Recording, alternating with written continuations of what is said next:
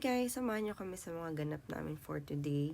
Last 4 days na lang namin sa Japan.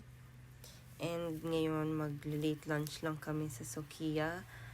Please excuse my voice, kakagaling ko lang sa sakit kaya medyo ngongongongo pa tayo mga sis. So ayan, Sukiya is our favorite udon place. Nakapag-try na kami actually sa mga iba, pero ito talaga yung pinakagusto namin. Yan, yung favorite namin dito is yung 3 cheese na beef gyudon. Pares kami ng order ni Mark. Yung si Mama, iba yung order niya. Sobrang na-miss namin to kasi na-try namin yun sa Mega Mall. Pero iba pa rin talaga kapag dito ka mismo kumain sa Japan.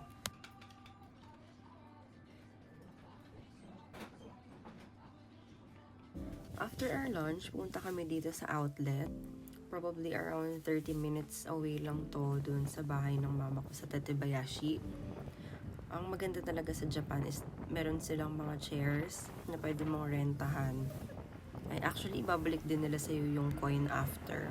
Para yan sa mga kids, sa mga toddler if wala kayong dalang stroller at mag-iikot-ikot kayo. If you're planning to visit sa mga outlets sa Japan, I highly suggest na morning pa lang pumunta na kayo, lalo na kung ganito kalaki yung outlet kasi para masulit nyo yung lahat ng store mapuntahan nyo.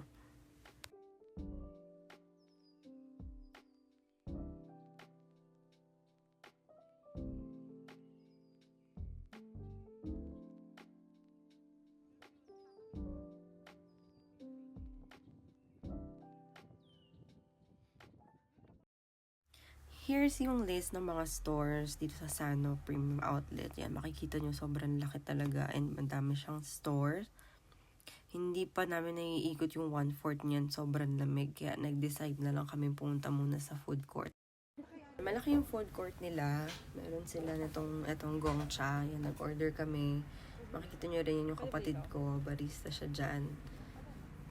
Pag napadaan kayo dyan, mag-hi na lang kayo sa kanya. Marunong mag-Tagalog yan. Yan, dalawang order namin. Total is 990 yen. Kasama na yung tax doon. So, around 371 pesos para sa dalawang drink. Yan, makikita niyo yung nanay ko. Proud moment. Stage mom.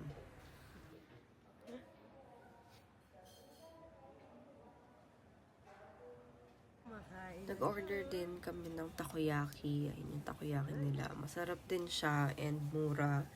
Nasa around